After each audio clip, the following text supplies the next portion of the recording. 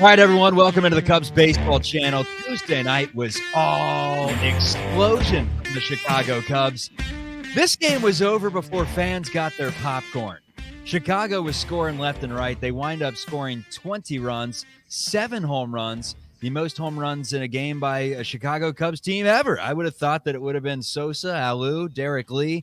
No, instead it was Swanson, it was Bellinger and company who hit some bombs yesterday, and Chicago looked really good. Mick Gillespie and Chuck Walter with you on the Cubs baseball channel. Like, subscribe, and comment. Those 3 things make sure that all our videos pop up on your feeds in a timely fashion. And again, we're giving you content every day that ends with a Y. So the series is split right now, Mick, 1 apiece. Game 3 is tonight. Give me your overall thoughts on Tuesday's game. Well, I loved it. I mean, look, they crushed the Reds. Big 5-run first, Dansby Swanson, flexing a little bit. I mean, from the beginning to the end, if you liked offense, it was what it was all about. But for the Cubs, it was an important game because they've proven that they can beat up on, the doormats of baseball, the White Sox and the Cardinals, but can they beat the teams at the top, And that was one of the questions that people had when they were buyers instead of sellers at the deadline. And they struggled against the Reds, so it was a breakout game. I thought it was great. I mean, every time you turned around, there was a ball heading towards the basket. Yeah, I actually went down with the in-laws. We checked out the game at Wrigley last night, and I think we got there in the 2nd inning. We had already missed about 7 combined runs. I was like, damn it. There may be no more runs the rest of this game. And what do you know? With 2 outs in the 9th inning, we got to see 4 Reds runs or 5 Reds runs, whatever it was right there. Just nonstop offensive explosion. 7 home runs hit in the game. You said it's tied with the most ever in Cubs history with which team? Yeah, like in the 70s, they hit 7 home runs in a game. And you would ask me that because I don't have that sitting in front of me right now. But, it was like home run after home run after home run.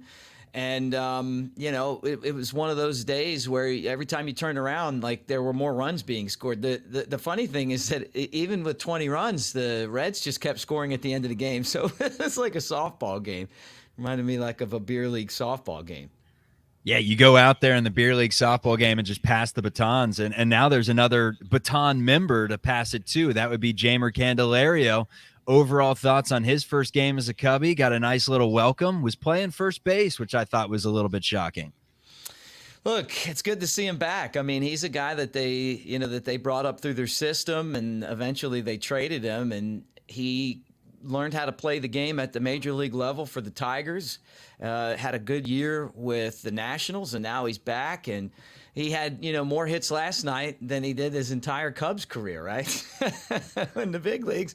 So it was cool to see that. You want to come in and make a great impression on your teammates. So going 4 for 5 is fantastic. And I think that just having him out there, whether it's at first or at third, gives the Cubs options as far as, what they can do with the rest of the team. What's Candelario's future long-term? If you're Jed Hoyer and company, are you locking him up to be your hot corner guy and or I guess your corner infielder of the future?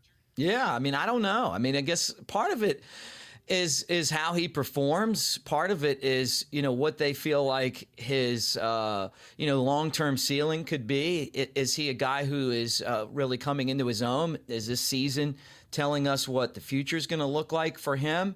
He has struggled before in the past, but a lot of major leaguers have. So I think that that's still yet to be decided. But it seems like most players love wearing that Cubs uniform. And when you come up through an organization, it is fantastic to be able to put the Cubs uniform on and, and play for the team that gave you your first chance. So, who knows? I could see him being a long-term solution. Tonight, Drew Smyly takes the mound for the Cubbies, 8-7, a 4.5 ERA. He goes up against Brandon Williamson, who's 3-2 with a 4.48. Williamson was shipped to the Cincinnati Reds in that trade that at the time, I think a lot of Reds fans were upset about it.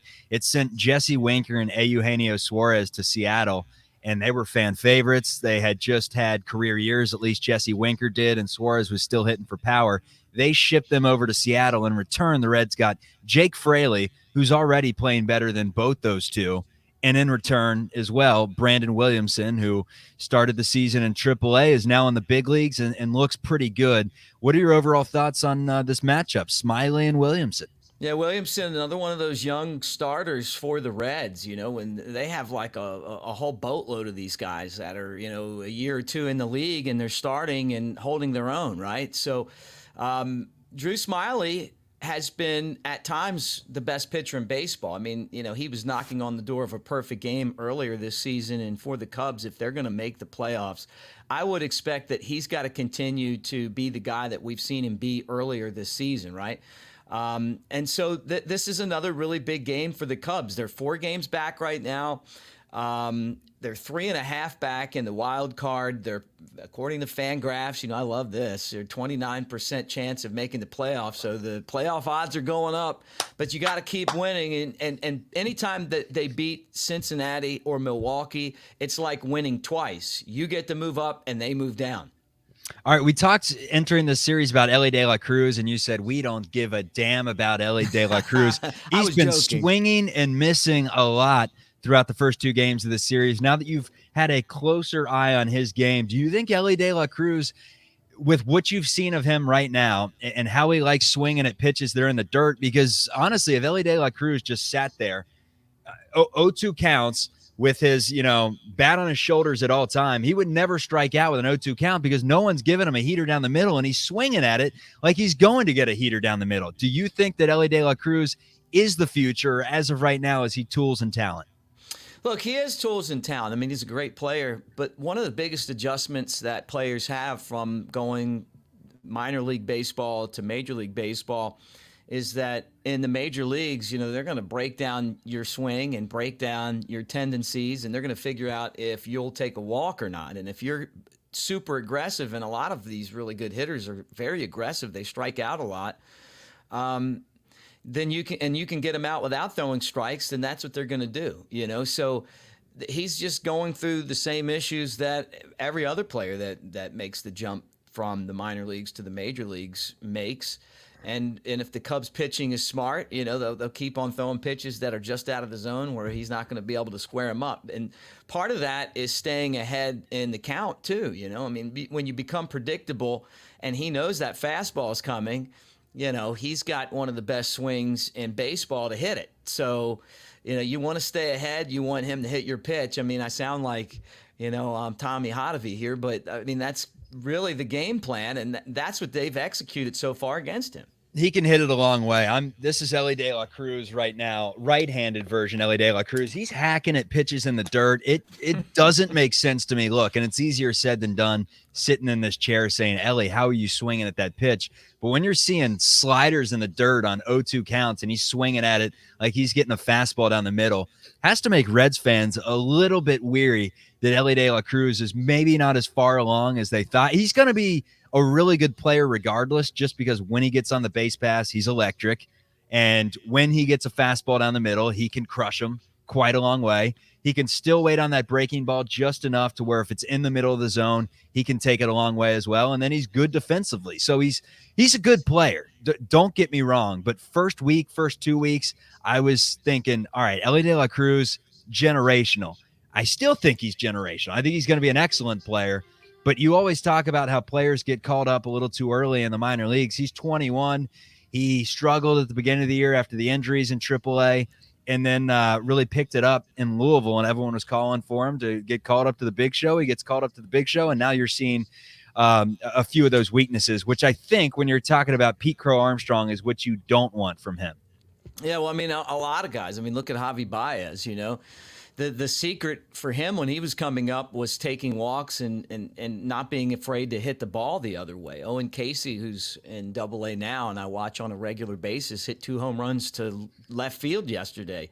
He went the other way, and he almost hit a grand slam, a third that direction. The field isn't – you don't have to pull everything. We've gotten to the point in the game where every batter seems to think that they have to pull the ball every single time up. And it got so, it was such a pandemic that teams would just put all the players on that side of the field and the guys still couldn't hit the ball to the other side, even when there was no one standing over there, right? That's not how the game used to be played. And I know that the shift's gone now, But you know what? I mean, there's a big field out there, and when you're fast like Ellie De La Cruz, you don't even need to hit a home run to really get on base and cause havoc. But that's kind of just the way that things go in this game, where guys, they're paid to hit home runs, and they feel like they got to pull them to do so. I want to follow up on that shift question. The shift was banned before the season. The pitch clock was added in. The throws over to first, you now only get 2. If you throw over the third time, you better get him or he's getting the free base. How much have you noticed these rules affecting the game? I'm going to be completely honest with you.